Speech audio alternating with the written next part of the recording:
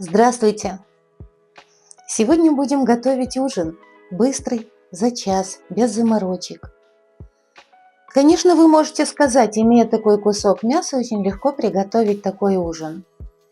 Поверьте мне, я могу накормить семью и без мяса. И очень вкусно и просто. Один из хороших рецептов, простой, быстрый, который не будет отнимать у вас много времени. Вы можете параллельно чем-то заниматься еще. Я вам сейчас хочу продемонстрировать, потому что это блюдо потрясающе вкусное.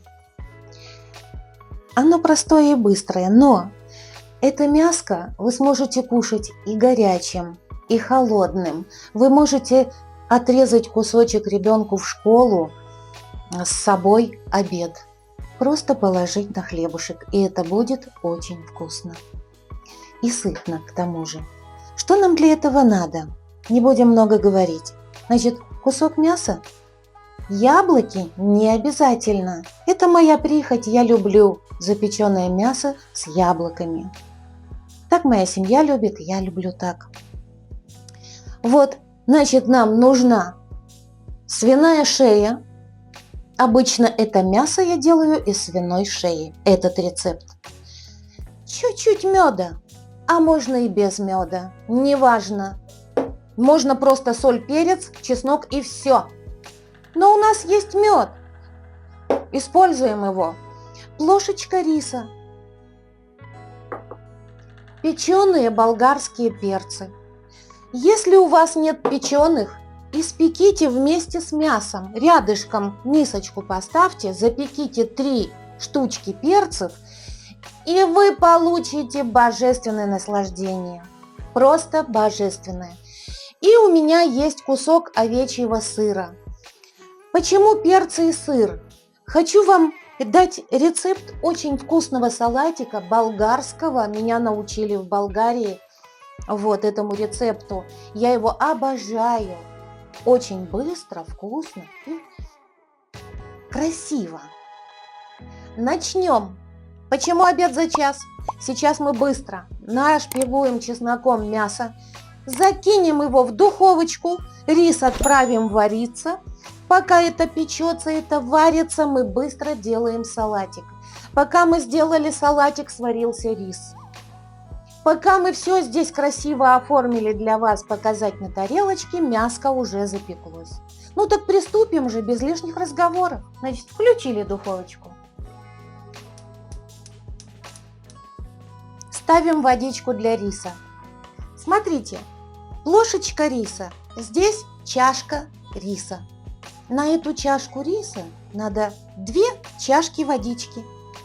А соль присаливаете водичку по вкусу, когда она закипит.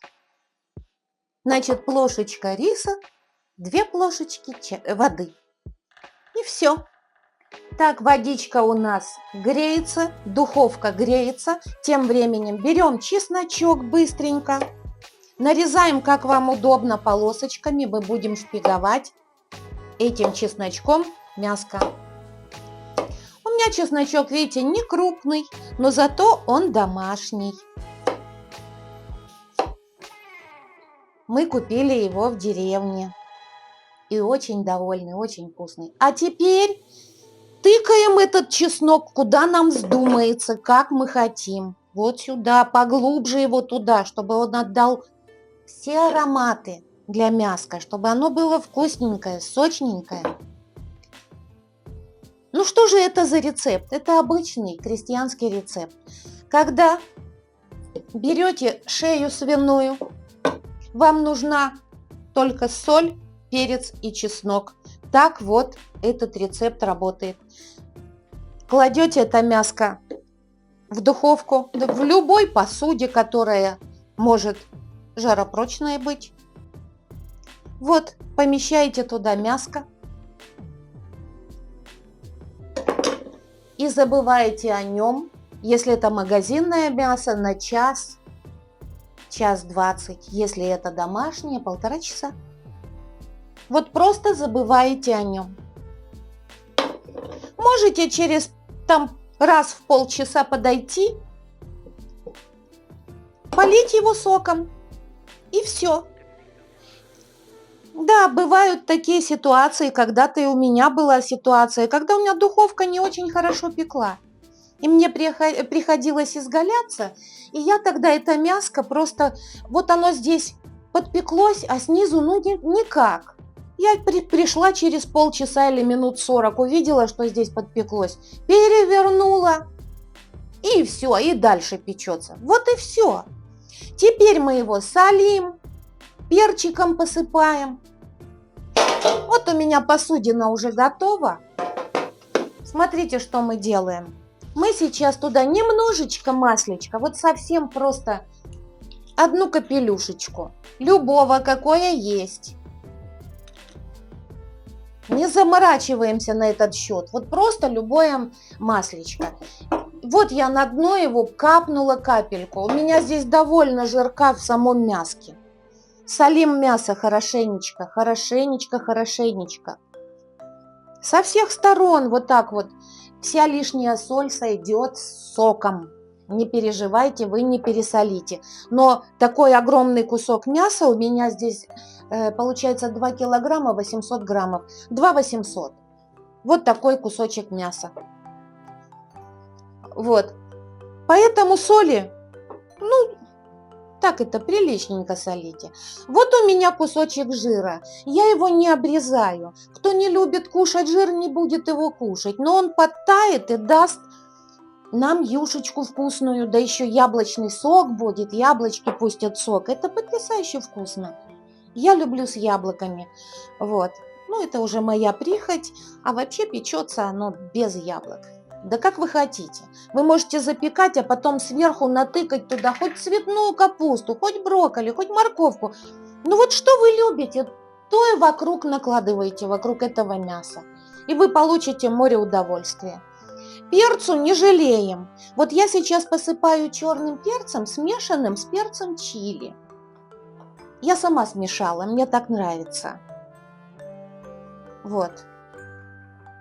Смешала себе такую смесь, и мне больше ничего сюда не надо. Вот так вот. Хорошенечко вот так вот. Вы себе не представляете, какое оно вкусное получается, даже когда горячее, слов нет.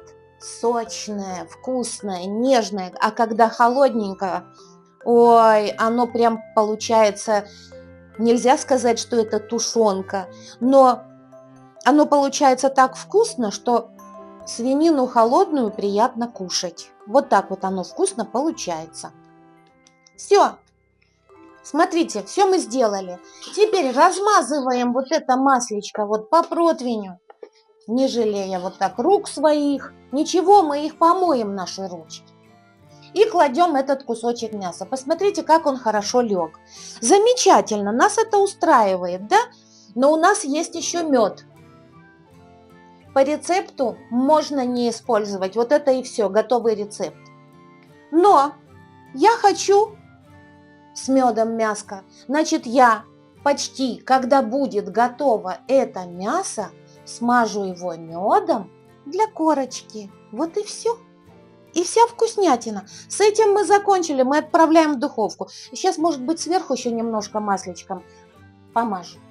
Все, вот я сверху чуть-чуть масличком мазнула, потому что мне так захотелось. Вот и все. Отправляем его в духовку. Температура у нас стоит 200 градусов. Теперь 200 градусов это много. Вот первые 10 минут пусть оно побудет при такой температуре, чтобы оно не варилось, чтобы оно сока много не выпустило сразу, а схватилось. А вот тогда мы убавим до 170 градусов, 170. Если у вас еще больший кусок мяса, поставьте 160 градусов. И пусть тогда еще и дольше печется, конечно. Все, а я сейчас отправляю рис. У меня уже закипела водичка, значит, я сейчас подсолю эту водичку. Вот у меня ложка подготовлена, я солю на свой вкус, как я считаю нужным, а вы солите на свой вкус. Вот так вот в водичку бросаю соль, отправляю сюда рис. прикрываю крышечкой и забываю на 20 минут. Рис у меня сегодня черный. Я его, надо сказать, очень люблю. Не знаю почему. Люблю. Все, рис у нас варится, мяско у нас печется. А теперь мы немножко наведем здесь порядок и будем делать салатик. И все будет окей. Так, ну что же, мяско печется. Скоро мы поставим температуру на 170 градусов. Рис наш варится. Наша задача, пока это все делается, сделать салатик. Либо вы запекаете сами перцы. Если вам лень, вы достаете свои заготовки на зиму. Если вы их пекли и заготовили на зиму, открываете баночку и делаете салатик. У меня как раз тот случай. У меня печеные перцы. Вот видно, что они печеные. Я оставила небольшую корочку, чтобы вы увидели, что перчики печеные. Вот, они были закрыты в баночку.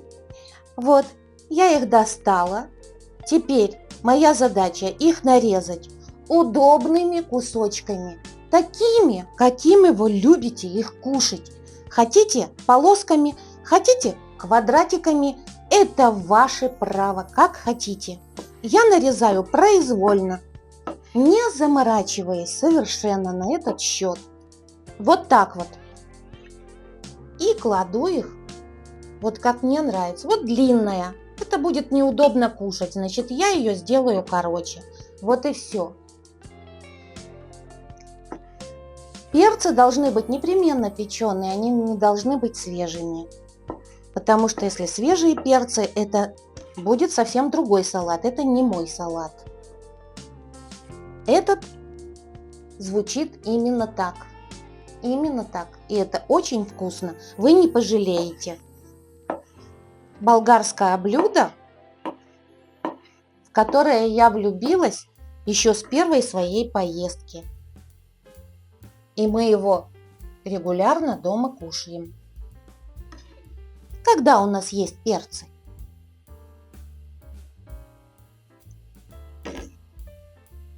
Я очень от души рекомендую.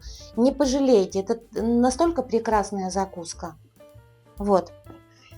Ну что такое? Почему черный рис? Вы знаете, мне он нравится.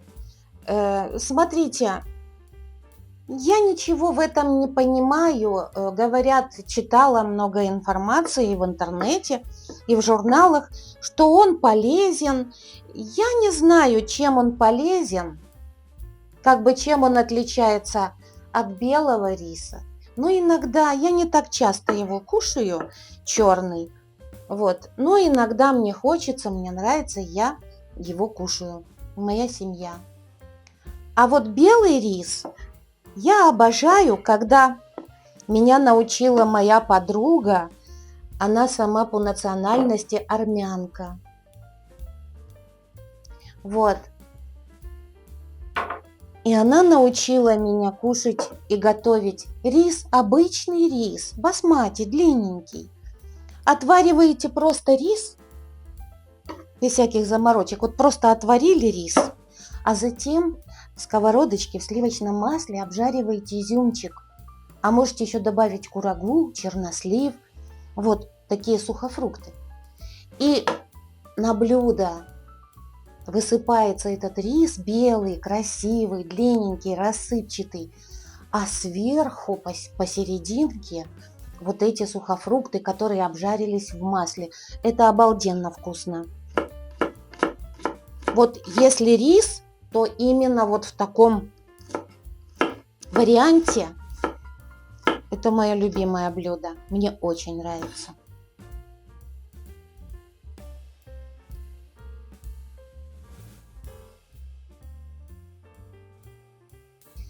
Нарезали. Теперь чесночку. Чеснока ровно столько, сколько вы любите по крепости.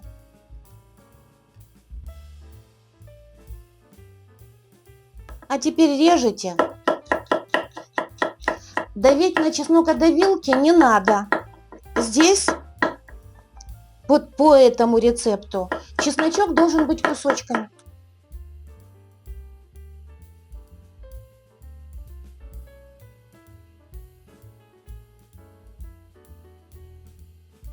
Смотрите, что мы делаем. Мы его так рассыпаем, как нам нравится, и туда в серединочку вот так вот переворачиваем, чтобы он везде был, чесночок там внутри. Вот так вот легко, непринужденно мы сделали прекрасный салат. И видим, что у нас варится рис, печется мяско. У нас все под контролем. Абсолютно. Вот так вот. Так, чесночок мы выдрузили. Наша задача теперь взбрызнуть немножечко винным уксусом этот перчик. У меня есть винный уксус, пожалуйста. Наша задача теперь слегка сбрызнуть винным уксусом. Это в том случае, если у вас просто печеные перцы, а не консервированные. В моем случае перцы консервированы, но они не имеют кислоты ярко выраженной, поэтому я чуть-чуть добавлю этой кислоты. Вот буквально покапаю капельки вот такие. Все, вот это все, большего мне не надо. Если это просто печеные перцы, надо немножечко больше. Теперь что мы делаем? У меня в данном случае это оливковое масло с розмарином. Очень ароматно для салатов, это прекрасно. Я использую его в этот салат. Можно обычное оливковое масло. Да можно даже наше пахучее подсолнечное масло, салатное. Даже это будет прекрасно. И вот сдабриваете по вкусу масличком, как вам нравится. Есть! Сделали мы и это. Есть у нас прекрасный лучок. Для этого салата вот надо вот такой розовый, не сильно синий лук, а вот такой вот розовенький. Вот положите его. Можете просто с краю положить горку лука, а можете как-то красиво распределить, как вам нравится, как вы любите, неважно. И количество лука выбрать то, которое любите вы. Может, у меня плошечка салатничка маленькая для такой порции салата, но ничего. Такую уж я выбрала, такая уж у меня будет теперь. Ничего страшного. Вот наш салатик. Повтыкаем туда лучок, хорошо его туда. Вот так вот, чтобы его было много, он сладкий, он вкусный, он сочный, хрустящий. А перчики пахнут так, что уже можно слюной зайти. Это невероятно вкусный салат. Очень простой, а главное, что его можно кушать хоть с рыбой, хоть с мясом. Вот так вот. И он будет всегда вкусен. Мы любим лука побольше. Этот лук очень вкусный. Он не ядреный, и он как сладкий прям такой лучок. И надо сказать, что он не крупного размера. Он как абрикос. По размеру, как абрикос. Не как яблоко. Вот так. Туда его внутрь, чтобы его поместилось побольше. Он хочет убежать, но ничего, мы его поймаем. Вот так, я весь лук кладу, потому что это вкусно. А вы можете просто немножечко, пару кружочков положить и все, как вам нравится. Но салатик вот такой вот. Вот такой. Вот такой. Вот. Вот какую красоту мы сделали. А теперь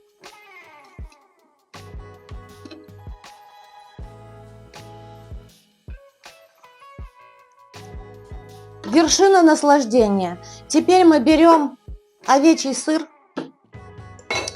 В Болгарии применяют либо козий, либо овечий сыр. Называется сирены. Это белый сыр. Белый. Либо буйволский. Но у меня нет буйволского. Я в супермаркете нашла только овечий. Поэтому что есть, то и есть. Так, еще можно немножечко присолить. Совсем чуть-чуть. Капелечку, капелечку присолить. Вот так. Все. Освобождаем стол, это нам уже не надо. Мы с этим закончили. Берем нашу терку, переворачиваем мисочкой вниз. Ну, а вы свою терку берете, какая у вас есть, какая вам удобна. И все. И трем наш сыр на крупной терке. А если у вас сычужный сыр, на творог похож, на брынзу похож, руками наламываете и все. А у меня такой кусок сыра, я вынуждена тереть его так, потому что он не ломается. Но он овечий и довольно вкусный. Козий сыр можно.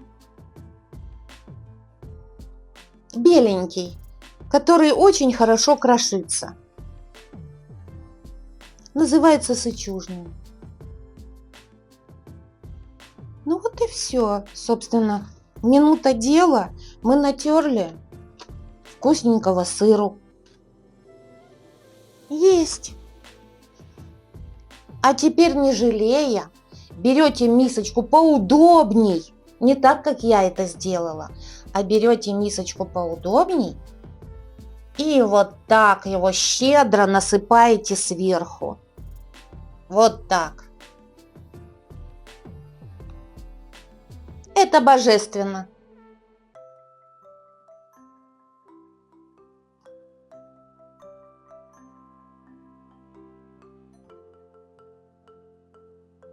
Вот так. Наше блюдо готово. Наш салатик абсолютно готов.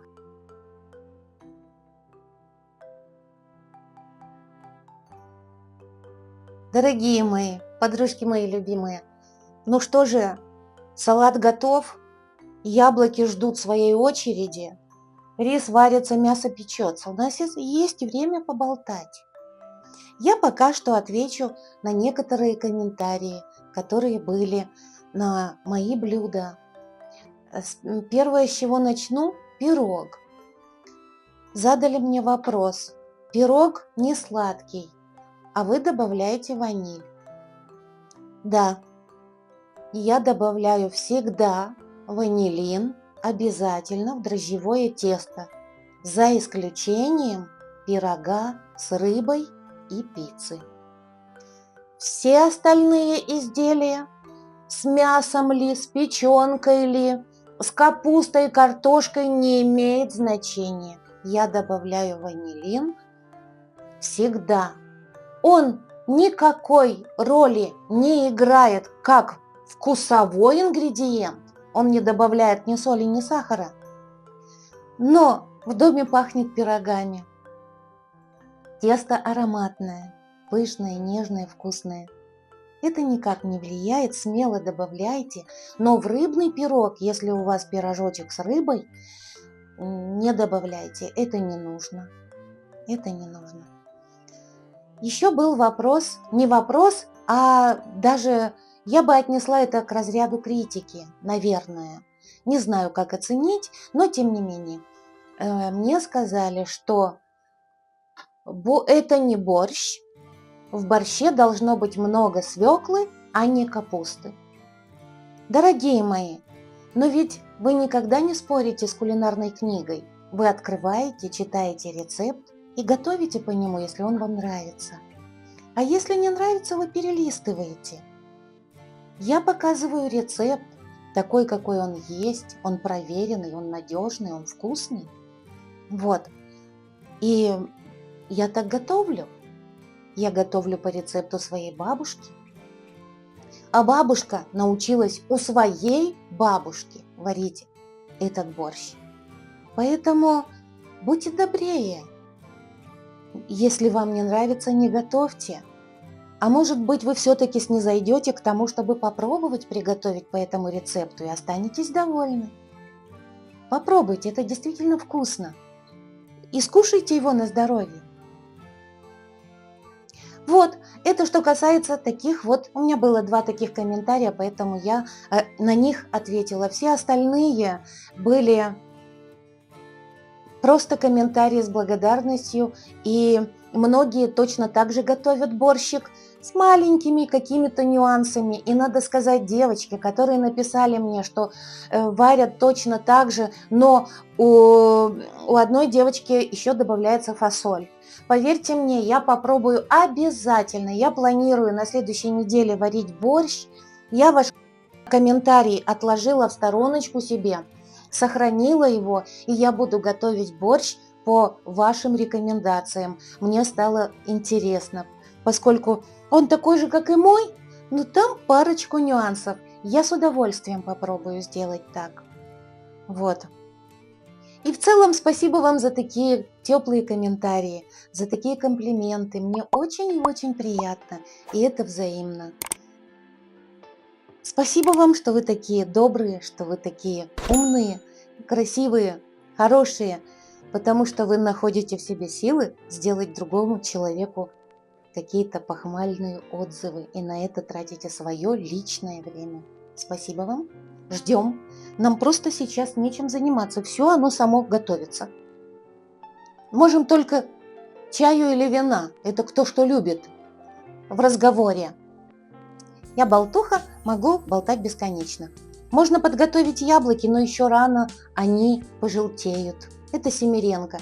Для мяска лучше использовать яблочки с кислинкой или кисленькие, если вы хотите попробовать мясо с яблоками. Не только утку, но и любое другое мясо. Во-первых, оно нейтрализует жир. Печеное яблочко очень полезно. И это вкусно. Мы так любим. Хоть холодное, хоть теплое. Ну что же, глянем, как там наше мяско поживает вообще. Живо ли оно там?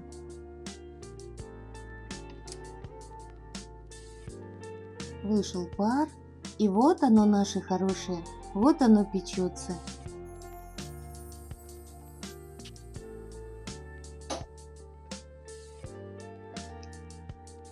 Выдвину ножом, поскольку у меня мои прихваточки лежат далеко.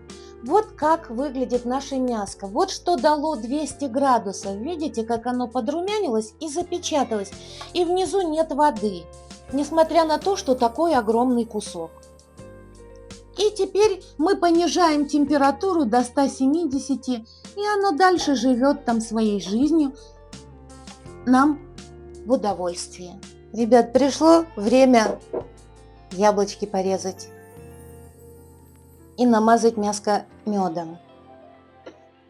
Но еще раз повторю, что вы этого можете не делать. То есть по рецепту это не обязательно. Это на ваш вкус. Ну, мне сегодня захотелось намазать медом, чтобы вам было приятно смотреть на красивую корочку. И, может быть, скушать точно так же приготовите, и тоже вам понравится. Вы скушаете красивое, сочное мяско. На самом деле серединку можно не вынимать. Даже будет удобно кушать за хвостик, брать яблочко. Ну, вот такими вот я кусочками режу. Можно просто, если у вас яблоки среднего размера, просто пополам разрезать.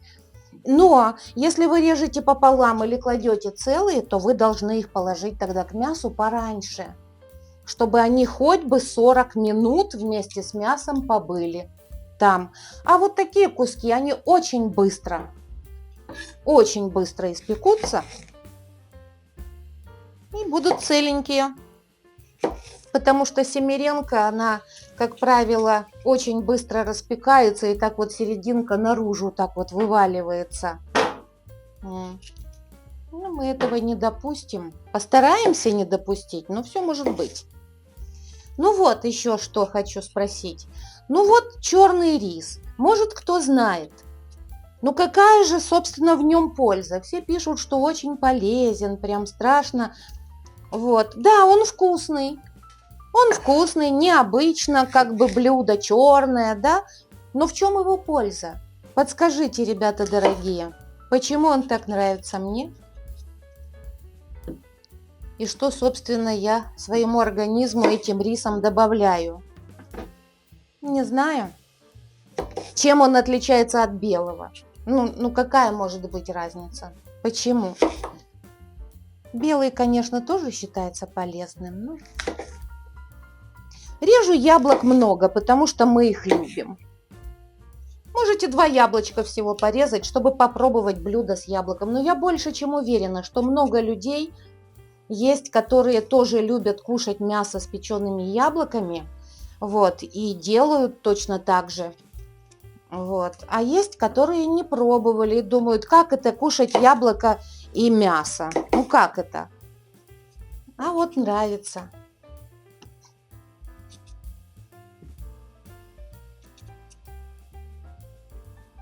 Рис уже у меня готов.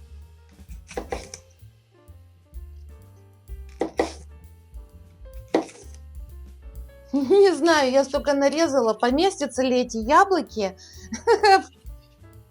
в эту посуду с мясом. Ну, будем втискивать, а что нам делать? Коль уж мы их так любим, так давайте уже будем их туда запихивать побольше, чтобы всем хватило. Ну, вот и все, собственно. Я нарезала эти яблоки, а теперь мы возьмем, достанем мясо и туда водрузим эти фрукты. Ну что же, достанем мясо.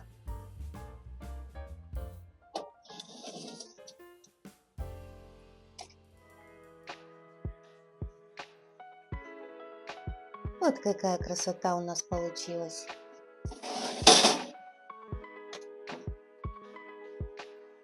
Вот такая вот красота, уже практически готова. Видите, и жирочка вон сколько. Я его обычно не убираю.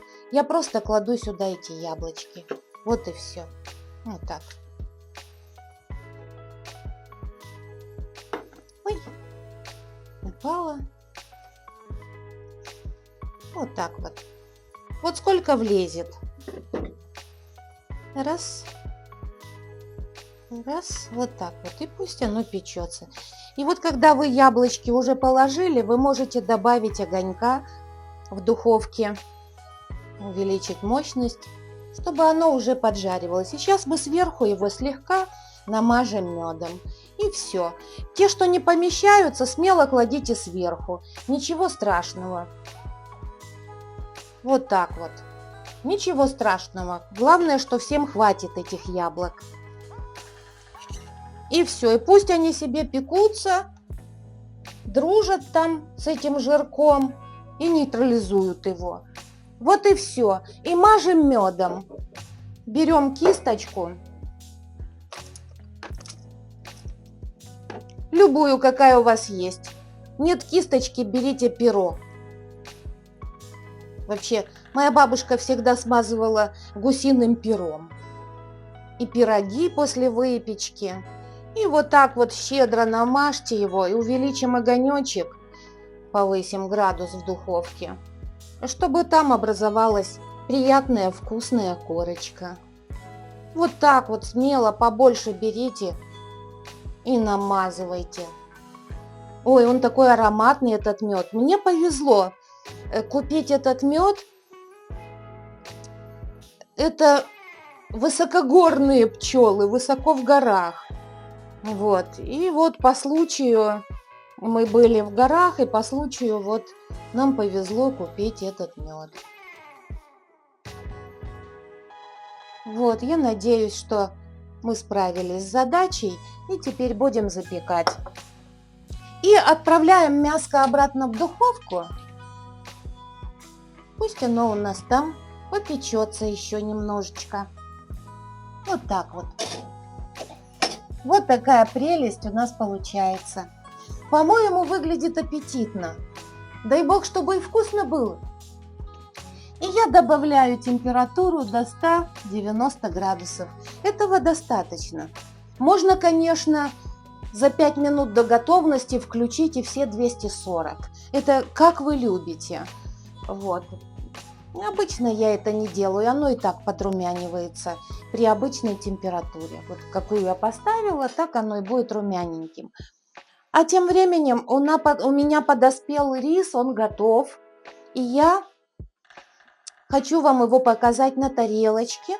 Сейчас я выложу его на тарелку, сверху положу кусочек масличка. И все, будем ждать, пока наши яблочки испекутся. Вот. Еще хочу рассказать, что учусь снимать. эти видео. Ну, что-то получается, что-то не получается. В любом случае, я очень стараюсь. Вот у меня сегодня микрофон. Я учусь теперь говорить в микрофон. Но у меня все время такая, не знаю, поведение такое странное. Мне все время хочется наклонить голову, и чтобы говорить именно в этот микрофон.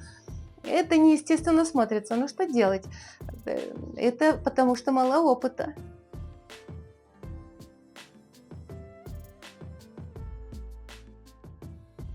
Ну вот, наша посуда наполняется. Салат. Вот наш рис. Маслечко сверху. Вот, это очень вкусно. Я люблю, когда он со сливочным маслом. Многие рекомендуют оливковым маслом поливать. Я думаю, что в каждом регионе, в каждой стране свои предпочтения. Поэтому итальянцы наверняка, испанцы наверняка используют оливковое маслечко. Я использую по-разному. Или сливочное, или оливковое. Все по настроению, все зависит от того, чем я буду закусывать, каким салатом или с каким мясом я буду есть. В данной ситуации мне хочется со сливочным маслом. Я сделала сливочным маслом. Вот, попробуйте, это вкусно. Думаю, мяско готово. Я сейчас буду его доставать из духовки. Вот такая красота получилась. Яблочки дали сок.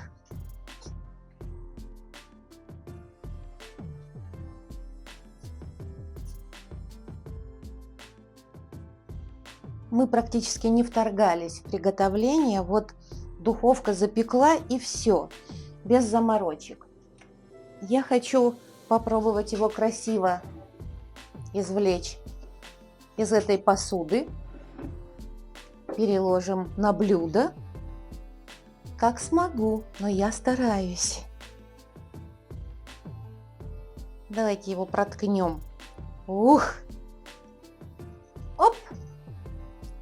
Вот она, наша красота. Я сейчас отрежу пару кусочков, чтобы показать вам, какое оно внутри, а затем выложу яблочки. Ох, я волнуюсь, ребятки, я очень волнуюсь. Мне очень хочется, чтобы вам понравился этот рецепт, и вы смогли его тоже приготовить в свое удовольствие, порадовать свою семью. Вот такое оно внутри. Вот я вынимаю кусочек, посмотрите, какой он сочный, какой он, посмотрите, сколько сока в нем. Вот такая прелесть получается. Давайте еще один кусочек отрежем. Тонко резать не надо. Вот когда остынет и будет холодным, тогда нарезайте тоненько. А сейчас пусть ваши родные, ваши близкие вкусят это сочное, прекрасное мясо. Столько, сколько они хотят. Вот такой кусочек. Это чесночок вот получается. Вот такое мяско у нас получается. Смотрите, сколько сока с него течет. Мясо полностью готово. Вот такое мяско получается. Вот, дорогие мои, что мы сделали за час. Признаюсь вам честно, мяско готовилось 1:20 часа, потому что большой, 3-килограммовый кусок. Меньше готовиться он не может. Но можно взять килограмм, можно взять 1,5, и получится час. Я даже успела вот помыть фрукты на десерт после ужина. Приятного всем аппетита, кто кушает, кто будет кушать. И мы тоже будем ужинать. Спасибо вам огромное за внимание, за терпение. До новых встреч, дорогие мои. Счастья вам, здоровья вам крепкого и благополучия.